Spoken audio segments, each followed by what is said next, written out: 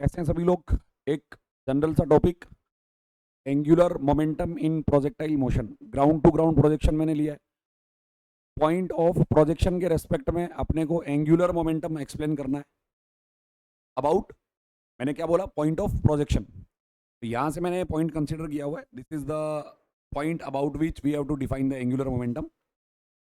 Angular momentum जैसा कि अपन जानते हैं L equals to is the cross product of position vector and linear momentum. तो लीनियर मोमेंटम आ गया mv, तो क्रॉस प्रोडक्ट की प्रॉपर्टी से अपन इसको लिख सकते हैं r cross v।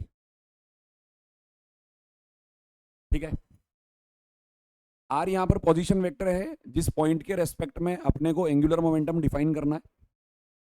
At a time t अपन मान लेते हैं कि पार्टिकल इस पोजीशन पे कहीं एग्जिस्ट करता है, तो यहाँ से इसका पोजीशन वेक्टर आया अपने पास में r वेक्टर। और अगर इस पॉइंट के xy प्लेन में कोऑर्डिनेट xy हैं, तो अपन पोजीशन वेक्टर को लिख सकते हैं vector r, this is equals to x i cap plus y j cap, x y plane के अंदर।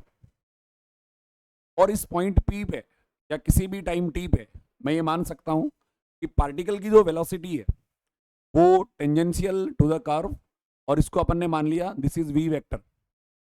और इस वेलोसिटी के भी दो कंपोनेंट हैं, first one is horizontal component vx component and another one is vertical component. मतलब ये अपन ने इधर एक कंपोनेंट मान लिया, this is vy, vertical component of the velocity.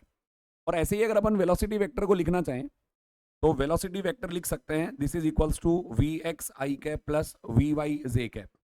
और प्रोजेक्टाइल में जैसा कि अपन जानते हैं कि अपने पास में वी एक्स जो होगा वो ऑलवेज कांस्टेंट बना रहेगा हॉरिजॉन्टल डायरेक्शन में एक्सेलरेशन जीरो होने के कारण। वी वाई यहाँ पर वर्टिकल कंपोनेंट ऑफ वेलोसिटी है जो ग्रेविटी के अंडर पहले रिटार्ड करता है फिर एक्सेलरेट करता है। और वी वाई में वेरिएशन के कारण वेलोसिटी वेक्टर में मैग्नीट्यूड में भी वेरिएशन आता है और इसकी डायरेक्शन में भी वेरिएशन आता है, राइट। तो वेलोसिटी वेक्टर का डायरेक्शन चेंज होगा, आर भी ग्राउंड के रेस्पेक्ट में अपना इलेवेशन चेंज करेगा। मतलब ग्राउंड के रेस्पेक्ट में यहाँ से अगर मैं इसका कोई एंगल लेता हूँ, जैसे जैसे पार्टिकल प्रोसीड करेगा आगे जाएगा वैसे वैसे आर वेक्टर भी इसका, जैसे मान अपन एग्जाम्पल ले लेते हैं यहाँ आया तो आर भी चेंज होगा वी भी चेंज होगा। तो आर और वी दोनों में चेंज के कारण angular momentum point two point क्या करेगा, वेरी करेगा। अब इसको कैलकुलेट करते हैं तो क्रॉस प्रोडक्ट से अपन डिफाइन करते हैं, जानते हैं। तो एंगुलर मोमेंटम एल, इसको मैं लिख सकता हूँ एम अपने पास आ गया इधर, आर वेक्टर अपने पास बोलो कितना है x i cap plus y j cap है, राइट। और क्रॉस में जो वेलोसिटी वेक्टर है वो अपने को दिया हुआ है, बोलो कितना है v x i cap plus v y j cap, right. तो अगर सॉल्व करें तो क्रॉस प्रोडक्ट से i cap cross i cap zero होगा, i cap cross j cap k cap होगा। तो एंगुलर मोमेंटम क्या आ गया एम इंटू, या मैं लिख सकता हूँ x into v y and the direction is k cap. दूसरा अगर अपन लेते हैं तो j cap cross i cap, ये अपने पास आ जाएगा माइनस के कैप, तो अपन लिख सकते हैं minus y into v x along minus k cap, है ना। और j cap cross j cap अपन सब जानते हैं किसके बराबर आ जाएगा, जीरो के। तो इस रिलेशन से अपन लोग एंगुलर मोमेंटम को डिफाइन कर सकते हैं कि अपने पास में किसी टाइम टी पे एक्स कंपोनेंट क्या होगा, वर्टिकल वेलोसिटी वी वाई कितना होगा, हॉरिजॉन्टल वेलोसिटी का कंपोनेंट वी एक्स जो कि अपने पास ऑलवेज फिक्स है, वाई कोऑर्डिनेट ग्राउंड के रेस्पेक्ट में कितना होगा, मतलब हाइट ऑफ द प्रोजेक्टाइल कितना होगा, एक करके अपन एंगुलर मोमेंटम को डिफाइन कर सकते हैं। और जैसा कि अपन देख रहे हैं कि अपने पास में प्रोजेक्टाइल जो है वो एक्स वाई प्लेन में जा रहा है, और एंगुलर मोमेंटम का जो डायरेक्शन है इसको सॉल्व करने पर हमेशा जेड एक्सिस के अलोंग आएगा। मतलब के कैप की डायरेक्शन के अंदर अपन इसको डिफाइन कर सकते हैं। अगर के कैप में बाहर लेता हूँ x v y minus y v x, generally समझ आ भी रहा है, कोई बड़ी बात नहीं है ना। अब जैसे मान लेते हैं कि अपने को ये बोल दिया कि जनरली एक बाउंड कर दिया कि मैक्सिमम हाइट पे एंगुलर मोमेंटम निकालना है, लेट मान लेते हैं। तो मैक्सिमम हाइट पे अगर एंगुलर मोमेंटम निकालते हैं तो बहुत जनरल सी बात है, तो एट एच मैक्स अगर मैं बोलता हूँ वेलोसिटी वेक्टर है तो वेलोसिटी वेक्टर तो ओनली वी एक्स है, क्योंकि वी वाई वेक्टर तो किसके बराबर आ जाएगा, जीरो के बराबर आ जाएगा टॉप मोस्ट हाइट पे। अगर मैं पार्टिकल की पोजीशन वेक्टर की बात करता हूँ तो पोजीशन वेक्टर अपन जान रहे हैं, बोलो एक्स कोऑर्डिनेट कितना है r/2 है, और वाई कोऑर्डिनेट बताओ किसके बराबर है, h के बराबर है। यही तो हुआ ना, जैसे यहाँ से पार्टिकल कितना आगे आ गया r/2 और यहाँ से ऊपर कितना चला गया h, इसका मतलब पॉइंट के जो पोजीशन वेक्टर के कोऑर्डिनेट है उसको अपन मान सकते हैं r/2 आई कैप, और दूसरा बोलो कौन सा आ गया h जे कैप। तो दोनों वेक्टर अपने पास आए, ठीक है। तो अगर मैं एंगुलर मोमेंटम यहाँ डिफाइन करना चाह रहा हूँ मैक्सिमम हाइट पे, तो बहुत जनरल सी बात है कि वी वाई तो जीरो है, इसका मतलब ये वाला टर्म रहेगा या जीरो हो जाएगा, जीरो हो जाएगा। इस वाले टर्म की अगर अपन बात करें तो y का वैल्यू अपने पास है, बोलो y कोऑर्डिनेट किसके बराबर है, h के, और जो अपने पास वी एक्स वैक्टर है ये बताओ कितना होता है, यू कॉस थीटा। जैसे कि अपन जानते हैं यू से प्रोजेक्ट करा तो horizontal component of velocity you cos theta मान सकते हैं, राइट। तो अपने पास में जो एंगुलर मोमेंटम आया, इस एंगुलर मोमेंटम को अगर मैं डिफाइन करना चाहता हूँ तो ये वाला तो जीरो हो गया because of v y zero है। यहाँ से मैंने लिखा एम, यहाँ से माइनस, बोलो एक वाई का वैल्यू किसके बराबर है, एच के बराबर है। और अगर मैं वी एक्स की बात करता हूँ तो वी एक्स का वैल्यू कितना है बेटा, u cos theta, and this is along k cap, है ना। तो अपने पास में angular momentum at maximum height बोलो कितना है, माइनस एम इंटू एच और u cos theta and direction is along k cap.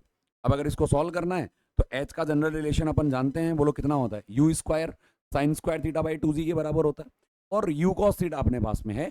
तो इस पॉइंट पे पर्टिकुलर एंगुलर मोमेंटम निकाल सकते हैं। अब अपने से पूछे टॉप मोस्ट हाइट पे अपने पास एंगुलर मोमेंटम आया किस डायरेक्शन में, तो कौन सी डायरेक्शन के अंदर आया, माइनस के कैप के अंदर आया, ठीक है। फिर एक जनरल अपने पास में ये आता है, जैसे मान लो कि ये बोल दिया जाए कि पार्टिकल को अगर आपने यहाँ से प्रोजेक्ट किया तो अपन ने बोला कि आर का डायरेक्शन और वी का डायरेक्शन वेरी कर रहा है टाइम के साथ में, बिल्कुल कर रहा है।